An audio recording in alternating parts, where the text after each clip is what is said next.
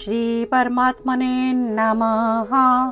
श्रीमद्भागवत महापुराणम सच्चिदानंदरूपाय विश्वोत्पत्ति आदि हेतवा तापत्रय विनाशाय श्री कृष्णं वयं नमः। कृष्णा डिवोशन के सभी भक्तों का स्वागत है। आपके हृदय में बैठे प्रभु प्रिया प्रीतम को मेरा कोटि कोटि वंदन। आइए आज हम 10वां अध्याय श्रीमद् भागवत महापुराण एकादश स्कंद से ले रहे हैं और भगवान श्री कृष्ण द्वारा उद्धव जी को भोगों की निस्सारता का व्याख्यान यहाँ दिया जा रहा है। और यह श्रीमद् भागवत का एकादश स्कंद जो है उद्धव गीता के नाम से भी जाना जाता है। तो आइए उद्धव जी को क्या संदेश दे रहे हैं हमारे प्रिय श्री कृष्ण भगवान, आइए प्रेम पूर्वक मन लगाकर हम श्रवण करते हैं। जय श्री कृष्ण। भगवान श्री कृष्ण अपने प्यारे उद्धव को बता रहे हैं कि साधक को चाहिए कि सब तरह से मेरी शरण रहकर मेरे द्वारा बताए गए धर्म का सावधानी से पालन करे।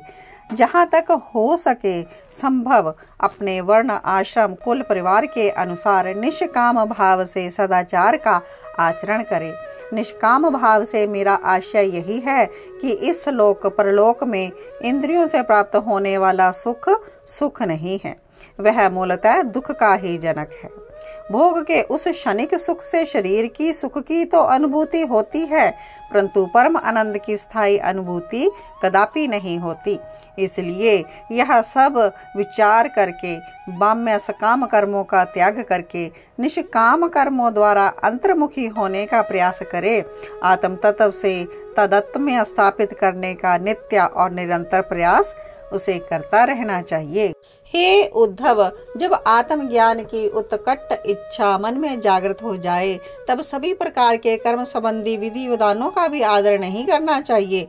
अहिंसा आदि नियमों का पालन आदर के साथ करते हुए पवित्रता आदि नियमों का पालन यथाशक्ति आत्मज्ञान विरोधी ना होने पर ही करना चाहिए। यम नियमों का पालन करने वाले साधक को परम तत्व के ज्ञाता गुरु की सेवा उसी प्रकार करनी चाहिए जैसे वह मेरी सेवा कर रहा हो। हे उद्धव, शिष्य के लिए यह परम आवश्यक है कि वह कभी अभिमान ना करे, कभी किसी से ईर्ष्या ना करे, किसी का बुरा ना सोचे, प्रत्येक कार्य में कुशलता का परिचय दे, आलस्य का सदा परित्याग कर दे, ममता मोह से दूर रहे, गुरु के श्री चरणों में दृढ़ अनुराग रखे, हड़बड़ी में कोई काम ना करे, जो भी कोई कार्य हाथ में ले उसे सावधानी के साथ पूरी सूझबूझ के साथ करे, सदैव परमार्थ के संबंध में ज्ञान प्राप्त करने की इच्छा बनाए रखे, किसी के गुणों में व्यर्थ के दोष ना निकाले, ना ही व्यर्थ की बातों में अपना समय बर्बाद करे। उसका परम धन है आत्मा, यह आत्मा सभी जीवों में स्थित है, इसलिए सभी आत्माओं में समदृष्टि रखे, उनसे प्रेम करे, किसी में विशेषता का आरोप ना करे और सर्वथा सबसे उदासीन रहे। हे उद्धव, पंचभूतों से बना यह स्थूल शरीर और मन बुद्धि आदि 17 तत्वों का बना सूक्ष्म शरीर दोनों ही दृश्य और जड़ है। उनको जानने और प्रकाशित करने वाला आत्मा साक्षी और स्वयं प्रकाश है। शरीर जड़ है, अनित्य है, अनेक है, परंतु आत्मा एक है, नित्य है और सदैव चेतन है। आत्मा देह से भिन्न है, विलक्षण है। जो लोग आत्मा को शरीर मान लेते हैं वह अपनी मूर्खता को प्रकट करते हैं। शरीर मरता है पर आत्मा कभी नहीं मरता, वह अजर अमर है। परम तत्व की महाज्योति का एक क्षुद्र अंश होते हुए भी वह परम शक्तिशाली है।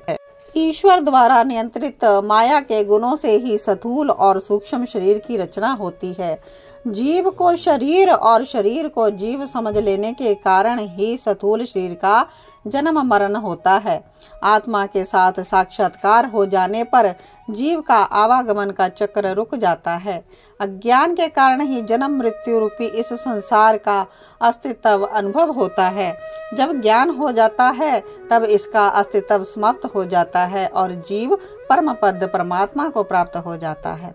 इसलिए मनुष्य जीवन में इसके वास्तविक स्वरूप आत्मा को जानने का प्रयास करना चाहिए। यह आत्मा प्राकृतिक जगत से परे अपने ही स्वरूप में स्थित है, इसका कोई दूसरा आधार नहीं है। हे उद्धव, यज्ञ की अग्नि को उत्पन्न करने के लिए जैसे दो लकड़ियों को रगड़कर अग्नि उत्पन्न की जाती है, उसी प्रकार शिष्य और गुरु रूपी दो लकड़ियों के मंथन से ज्ञान की ज्योति जागृत होती है। यह ज्ञान ही समस्त माया को भस्म कर देता है और तब साक्षात परम पद पर विराजमान आत्मा के द्वारा स्वयं भू परमात्मा के दर्शन संभव हो पाते हैं।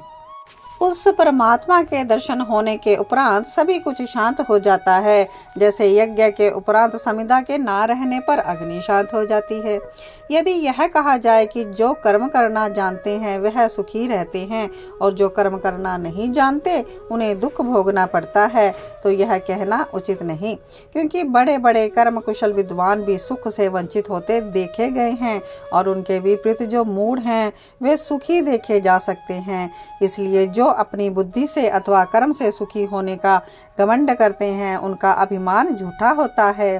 संसार में जन्म लेने वाला ऐसा कोई जीव है ही नहीं जिसे मृत्यु का भय ना सताता हो।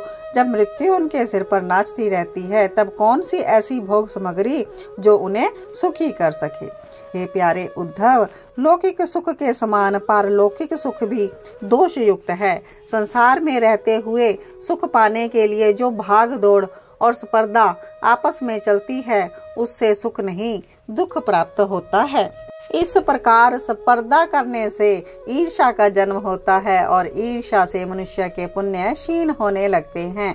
पुण्यों के क्षीण हो जाने से सुखों का भी क्षय होने लगता है और एक दिन वह आ जाता है जब सब कुछ समाप्त हो जाता है। कर्म आदि की त्रुटियां करते करते बड़े बड़े विघ्नों की संभावना बनने लग जाती है। जैसे लहलहाती खेती अतिवृष्टि और अनावृष्टि के कारण नष्ट हो जाती है ना, वैसे ही स्वर्ग की संभावना भी प्राप्त होते होते विघ्नों के कारण नीच हो जाती हैं। बिना विघ्न किए यज्ञ से पुरुष देवताओं की आराधना करके स्वर्ग में जाता है और वहां अपने पुण्य कर्मों के द्वारा उपार्जित दिव्य भोगों को देवताओं के समान भोगता है। परंतु ये भोग वह तभी तक भोगता है जब तक उसके पुण्य शेष रहते हैं और ये पुण्य क्षीण होते ही उसकी चैन की वंशी के स्वर टूट जाती है और उसकी इच्छा नहीं होती, पर फिर भी उसे नीचे के लोकों में गिरना पड़ता है। काल की गति ऐसी है, जीव स्वर्ग में हो या मृत्यु लोक में कर्मों के भोग उसे सब जगह भोगने पड़ते हैं। हे उद्धव, दुष्टों की संगति में पड़कर मनुष्य जब अधर्म का मार्ग अपना लेता है और अपनी इंद्रियों को बेलगाम छोड़कर मनमानी करने लगता है, दाने दाने पर कंजूसी करता है, प्राणियों को सताता, पशुओं की बलि देता, मांस मदिरे का सेवन करता, लंपटता पूर्वक स्त्री भोग दुराचार में लिप्त हो जाता, तब तो उसे घोर नरक में गिरना पड़ता है, दारुण दुख सहन करने पड़ते हैं। ये सभी स्वार्थ परक बाम्य कर्म दुख देने वाले ही तो हैं और इनसे सुख की कामना करना नितांत असंभव है। ऐसा मनुष्य तो विविध योनियों में बार बार भटकता है, असंख्य दुखों को उठाता है। हे उद्धव, समस्त लोक और लोकपालों की आयु एक कल्प तक रहती है और उसके बाद सभी का संहार हो जाता है। इसलिए सभी जीव और देवगण मुझसे भयभीत रहते हैं। स्वयं ब्रह्मा भी जानते हैं कि उनका आयु काल निश्चित है और वह भी मुझसे भयभीत रहते हैं, क्योंकि उनकी आयु भी काल से सीमित है। प्रकृति के 3 गुण सत्व रज और तम इंद्रियों को कर्म करने के लिए प्रेरित करते हैं, परंतु जीव अज्ञान वश इन गुणों और इंद्रियों को अपना स्वरूप मान बैठता है। तभी वह उनके द्वारा किए गए कर्मों के फल दुख सुख भोगता ही रहता है। जब तक शरीर में इन गुणों के कारण मैं मेरेपन की अनुभूति रहती है, तब तक उसे आत्मा के एकत्व की अनुभूति नहीं होती। वह आत्मा को अनेक करके जानता जानता है। जब तक वह आत्मा के अनेकत्व को जानता रहता है तब तक उसे काल और कर्म के अधीन रहना पड़ता है। इस परतंत्रता में ईश्वर का भय बना रहना स्वाभाविक है। उन्हें इस पराधीनता में बाह्य कर्मों के कारण शोक और मोह ढोने ही पड़ते हैं। जब वह आत्मा में एकता का बोध करने लगता है ना, तब उसे आत्मज्ञान प्राप्त हो जाता है और उसके सारे दुखों का नाश हो जाता है। भगवान श्री कृष्ण से इतने सुंदर उपदेश सुनकर आगे उद्धव जी फिर पूछ रहे हैं, हे भगवान, यह जीव देह आदि के रूप और गुणों के मध्य ही रह जाता है, फिर से होने वाले कर्मों में यह क्यों नहीं बंधता? इस देह कर्मों के बंधन की प्राप्ति कैसे होती है? मुक्त पुरुष की क्या पहचान है? यह कैसा आचरण और व्यवहार करता है?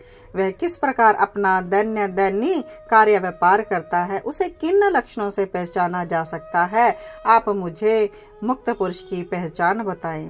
हे प्रभु, आप मुझे बताइए कि एक ही आत्मा अपने अनादि गुणों के संसर्ग से नित्य बद्ध भी मालूम पड़ता है और तटस्थ होने के कारण नित्य मुक्त भी। यह कैसा भ्रम है?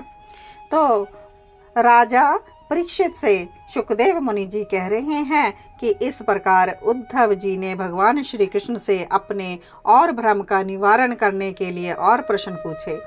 आगे भगवान मुस्कुराकर उत्तर देते हैं कि हे प्यारे उद्धव, आत्मा बद्ध है या मुक्त है, इसकी व्याख्या मेरे अधीन रहने वाले सत्व आदि गुणों की उपाधि से होती है। इसे तत्व दृष्टि से नहीं जाना जा सकता। और यही दशम स्कंद का इति श्रीमद्भागवत महापुराणम। आगे के 11वें अध्याय में श्री कृष्ण भगवान उद्धव के बाकी प्रश्नों का उत्तर देंगे। तो श्री कृष्ण उद्धव संवाद रूपी इस उद्धव गीता को श्रवण करने के लिए बने रहें श्री कृष्ण डिवोशन चैनल पर।